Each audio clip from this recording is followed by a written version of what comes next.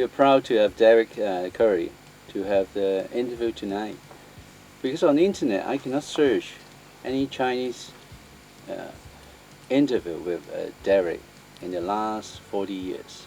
So we are proud in the era of COVID to have Derek back to Hong Kong, okay, to have this unique interview with us and share with the audience. Okay, so how's your life lately in during the COVID era in Thailand?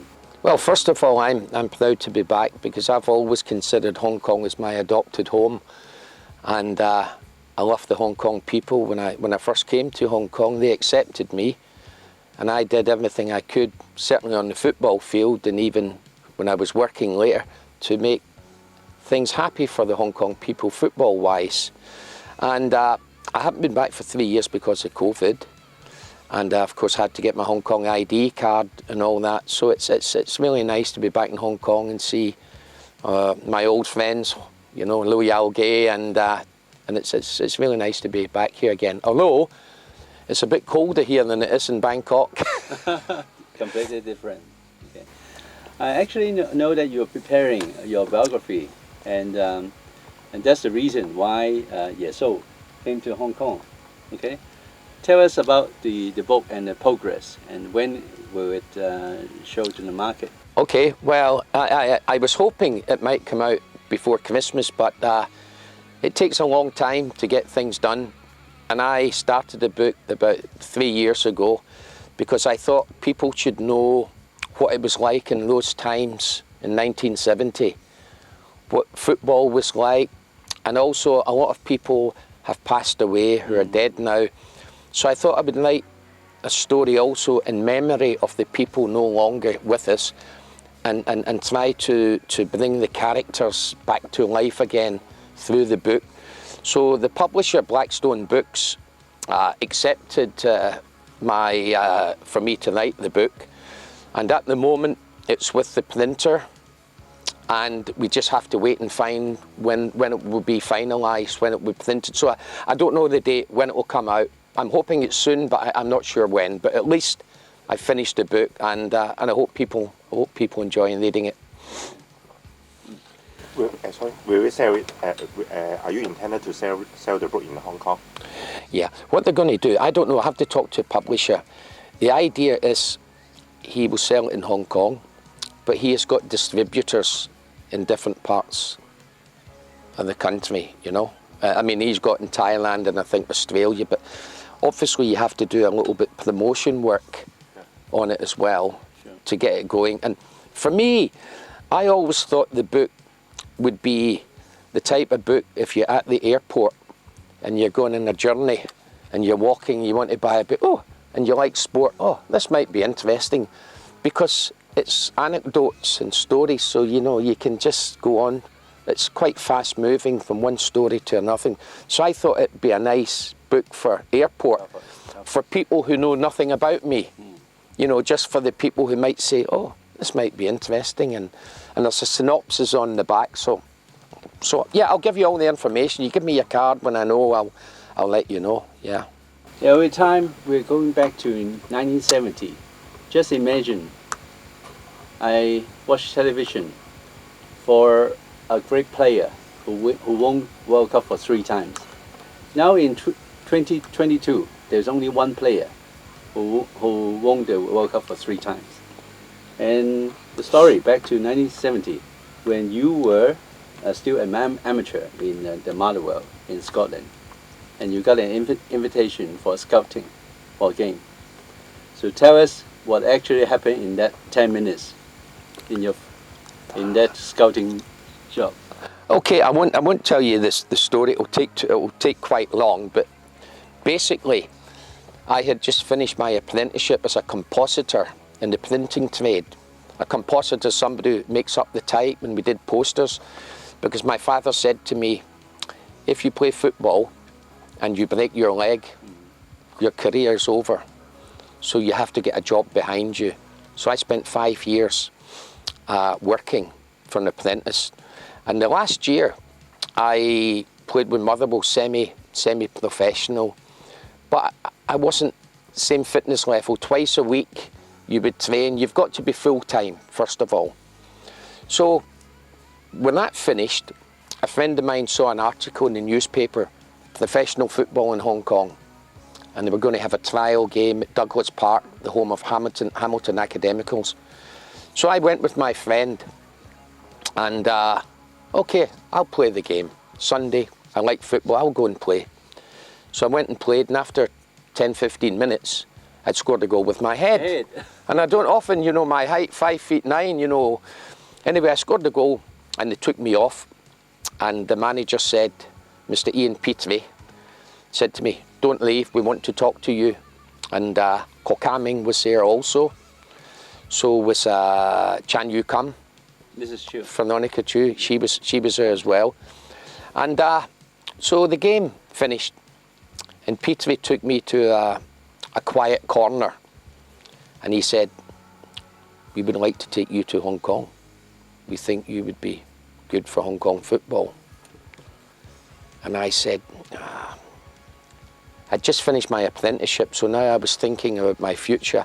I said, can I think about it?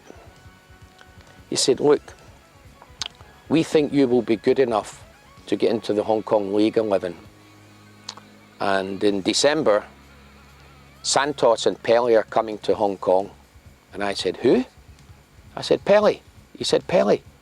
I said, Pele? Where do I sign? All my thoughts went out the window, because I had watched him.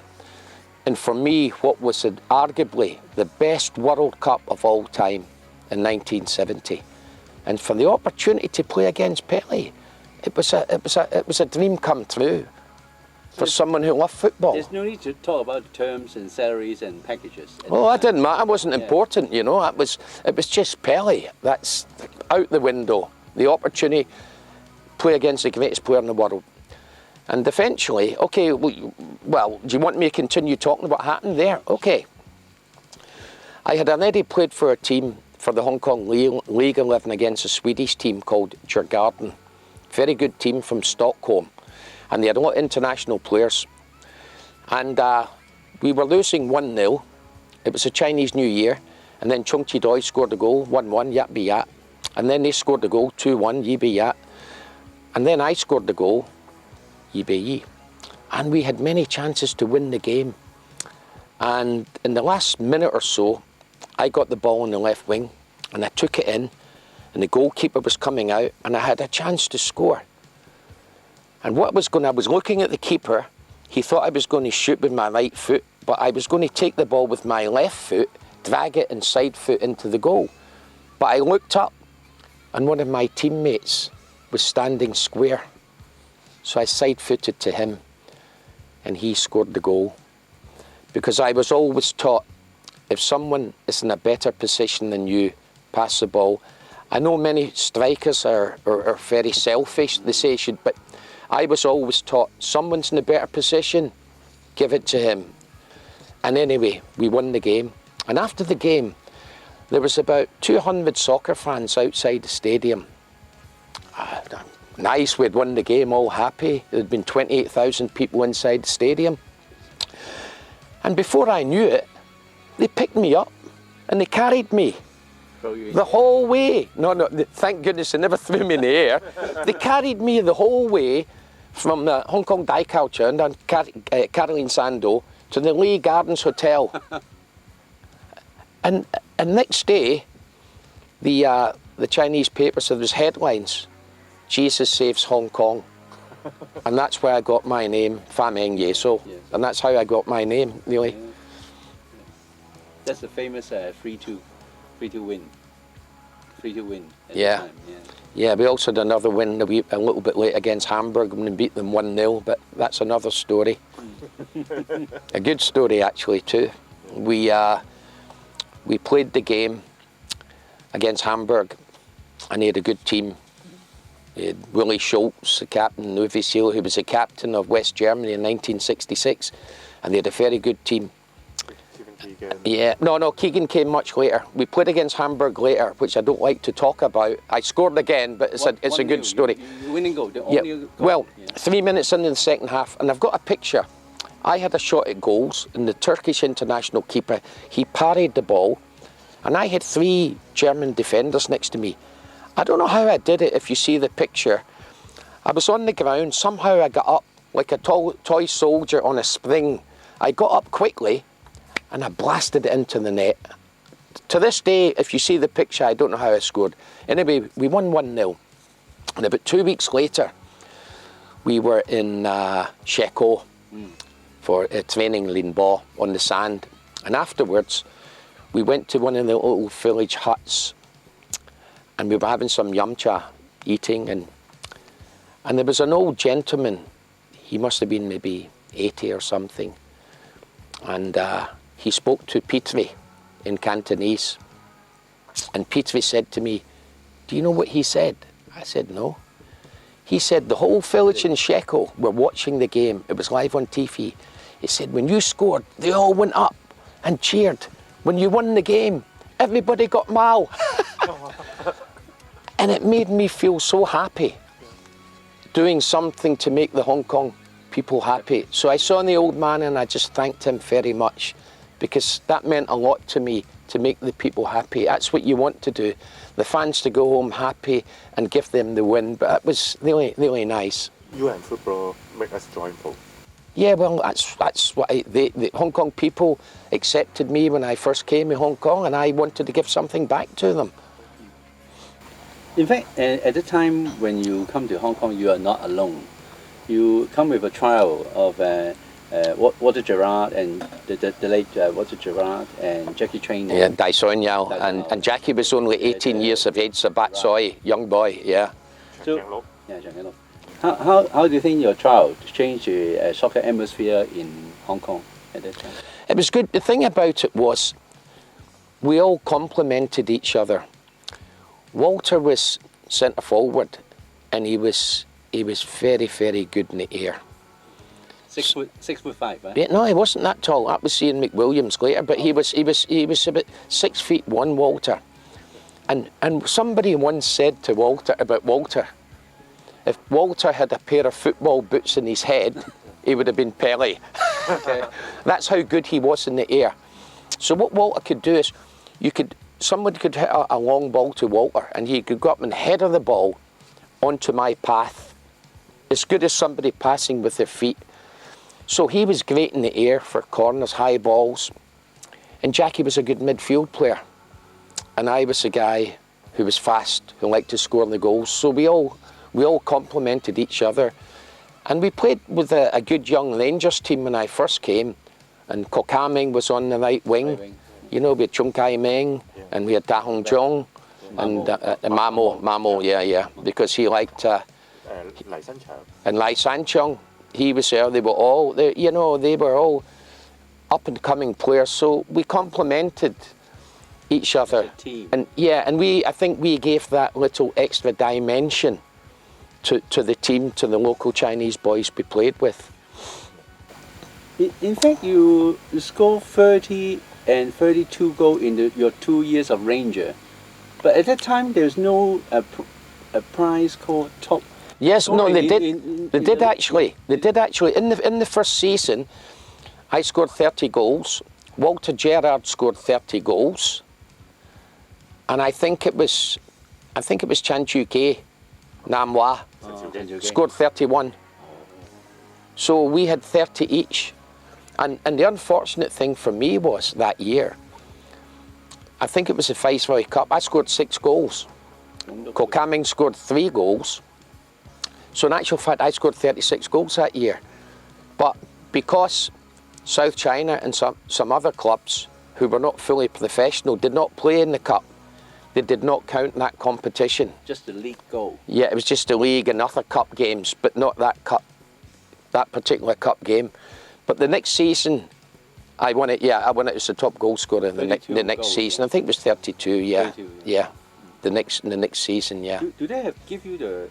Yeah, I've got a cup in Bangkok. Yes, I've got something which was given to me. Yeah, yeah.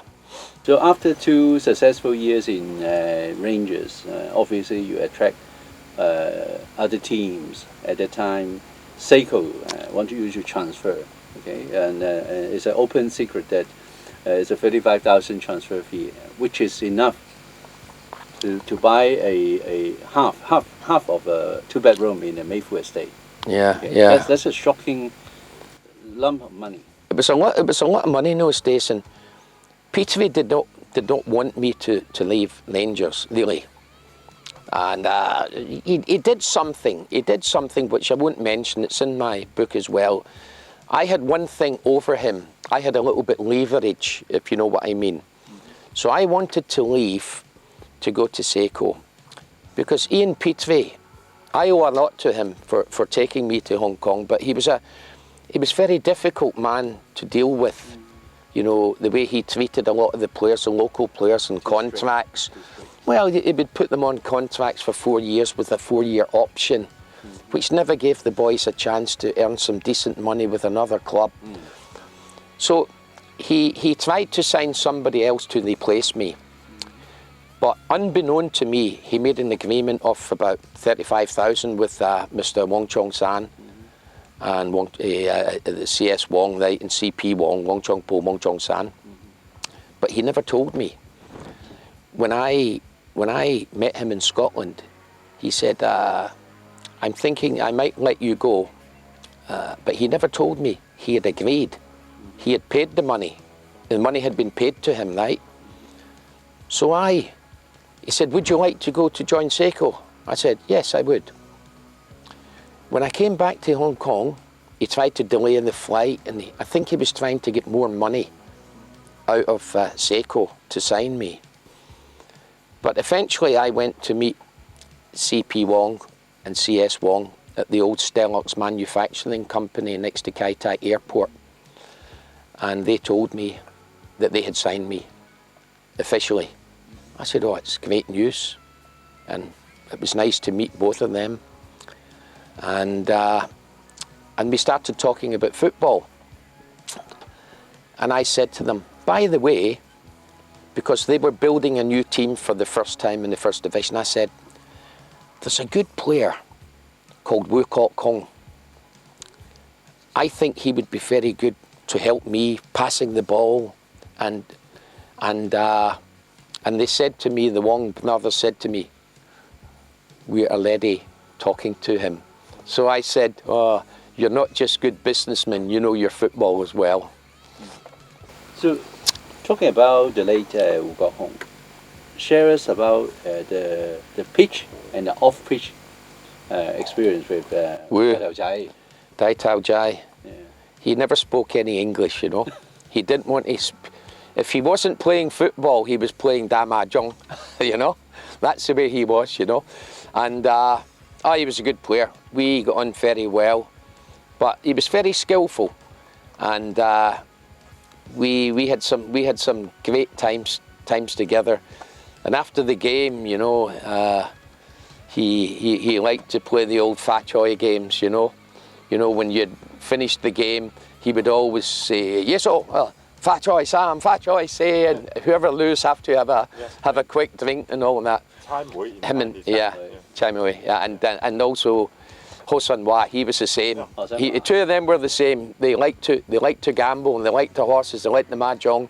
But two very talented players. Wu was a very, very talented player, you know, very good player.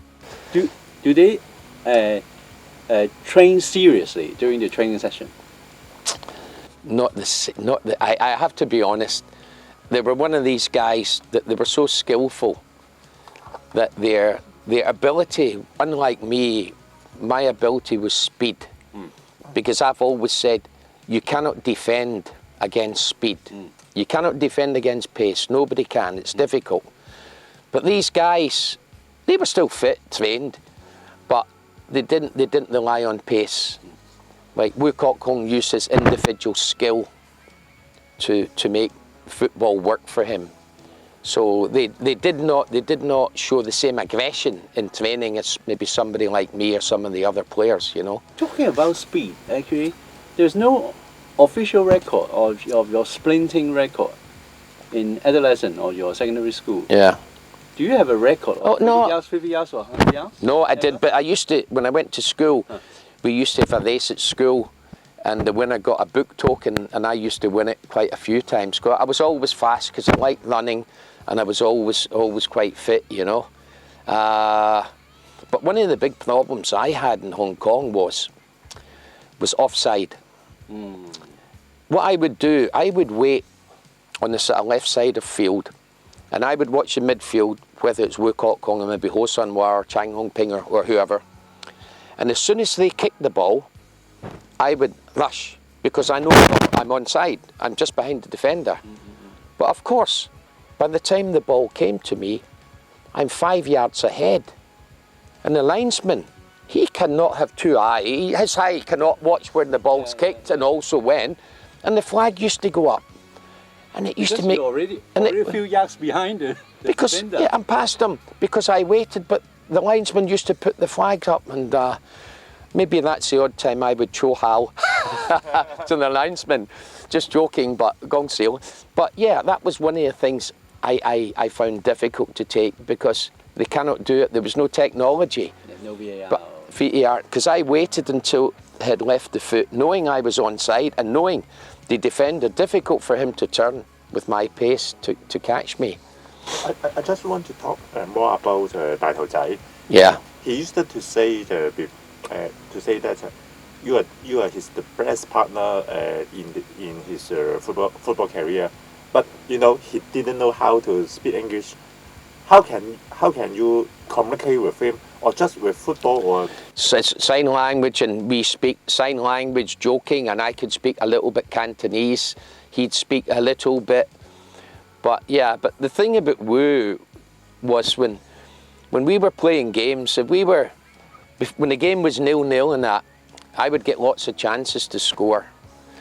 But once we were winning 2 or 3-0, then they like to show their skills off, because the game was won and they were.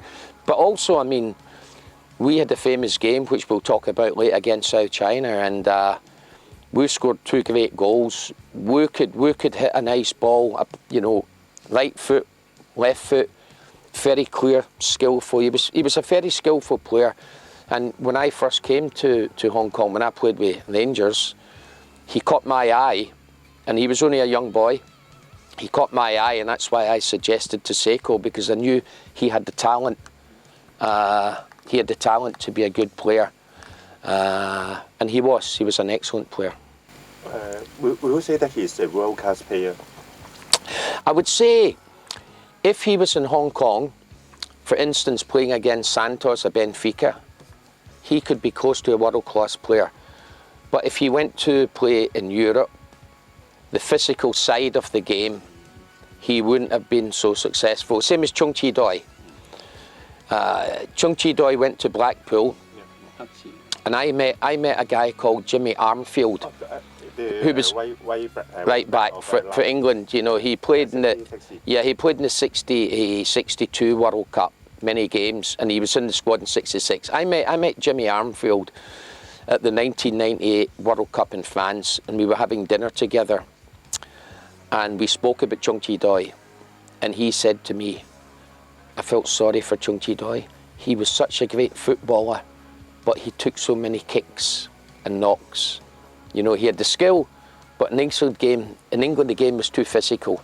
You know, because he was skillful, the people, Malbo, used to kick him, and that's why he never made it. But he was world class as well, if playing in Hong Kong, like Wu Kok Kong, playing against foreign teams, of course. But the physical side of the game was difficult, very, very difficult. You know, I played a game. I played for a junior team called Cumbernauld United, and I was 18 years of age, and I played alongside. We played a sort of 4-4-2, and I played alongside a young boy who was only 16 years, called Kenny Dalglish. And I remember we played the game in the quarter-final Scottish Junior Cup, and the centre half, he tripped me up, and then he put the boot on my nose. Still got a little mark, and he swore, actually said, that'll slow you down. Because people got away with some of the bad tackling in those days, you know, in England and Scotland. Didn't happen maybe so much in other countries, but it happened there. So, yeah, it's difficult. You've got to adapt, you know. because there's a physical side of the game as well. It's not always just a beautiful game. Not even in the 1970s, even nowadays in the Premier League. Some games. Not every Italian or Spanish player who can adapt to the game. In Premier League. Yes, correct. That's right. So that's why when you say we're the world class Cheongji Doi and Wukok Kong, I would say yes. But in Asia and certain countries, but in the physical side of things in England or Scotland, it was too difficult for them, you know. Derek, you played 8 years in Seiko from 72 to 80, okay? Probably in the longest team in your whole soccer career. How do you come in on the Seiko team? Oh, it was a good team. Everybody, we had quality players throughout the team, you know, and of course, I've got an old saying, winning never goes out of fashion. So we wanted to win as many games as we could, and we were very successful. You had to work hard. You had to, you know, you can't just rest on your laurels. You have to work hard. And yeah, it was a great period. We won so many tournaments and leagues. And we used to have some great games against South China, Doi Nam Hua. You know, we used to have so many good games against them. As I used to call it, El Clasico, Cantonese style, Chinese style.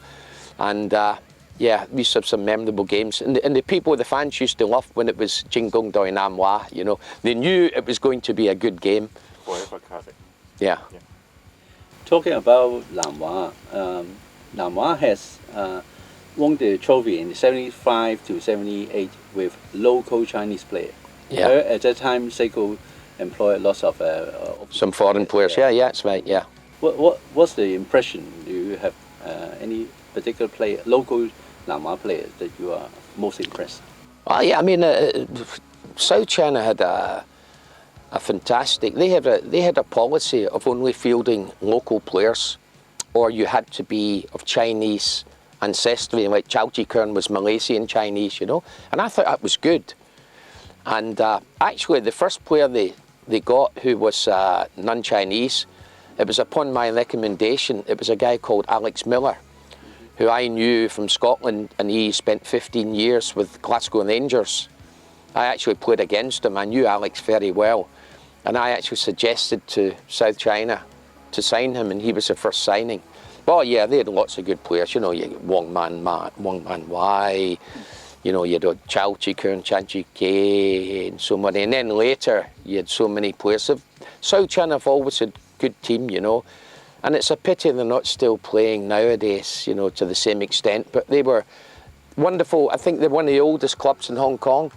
And I always raise my hat to them. They used to do a wonderful job for the Hong Kong fans, and Victor Hoy and everybody who ran the club. It was a wonderful club, South China. I have a lot of respect for them. And, you know, when we played South China, normally the game was always played in a good fashion. Not a dirty football game. It was always handshakes after the game. Some other teams, it was totally different, you know, and they tried to kick you. But South China was a good team, a very respectable club. Still remember that league with the last game, Seiko and South China both 38 points. And Seiko was leading with goal difference. Last match, okay, Nam Hua versus Seiko. South China need to win the game. Yeah. They cannot draw unless they lose on goal difference. Right. And Wang Man Wai Go is always telling me he had the winning goal. Remember that game?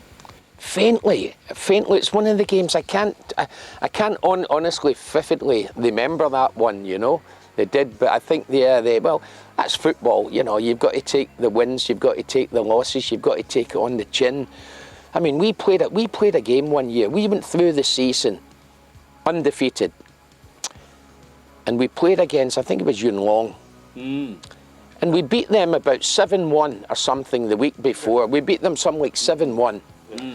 And then we played them the following week in the cup, and we couldn't do a thing right. I remember we needed to score, and I remember I had a shot from about 20 meters, and it was going in, and it hit the inside of the post and came out, it was just one of those things. You know, the week before we scored all the goals, we couldn't score. Something happened, bad luck, and nobody could have believed it. Only game we lost, but that's football. That's a good thing about football, and good to Yuen Long for them. You know, for us, we were disappointed, but good luck to Yuen Long. It's not your day. Yeah, it's just not your day. That happens in football. The same as you know, England were unlucky, lost to France 2-1. They had chances, but it wasn't their day. That's the most famous 79 FA Cup. Okay, full time is 2-2, and they went to penalty shot. Yeah. Okay, but on the list, you are not the four players. Seiko lost 2-4 on penalty. I think I might have been number 5. I'm not sure. Yes, that's what I said. But I never got the chance. You always on the Seiko penalty. No, normally I used to be the first one. Okay. But I don't know that day. Maybe they just felt they felt maybe keep me towards the end, and maybe depending how it was. But I used to be number 1, and then it used to be Wu Kok Kong. Yeah. Okay. Sure. I remember the first time we played South China in first season, Lao Long Doi Nam Wa, and it was a full house. And after 1 minute, there was a penalty kick. One of the South China players had handled the ball inside the box, and I had to take the penalty. 28,000 people, but I trained myself as a young boy to take penalties. And the funny thing is, I scored, right? We're winning 1-0. And we won the game 3-1. And one of the reporters, the English media, wrote a story talking about the second and third goal. Second goal, ball was given to me, I think, from Chung Kai Ming, and I crossed it to Jackie. He scored with his head. And the third goal, I crossed the ball to Walter. He scored with his head. And it was a nice move, the 2 goals. The journalist said they were 2 of the best goals to be seen at the stadium. And I said, what about me?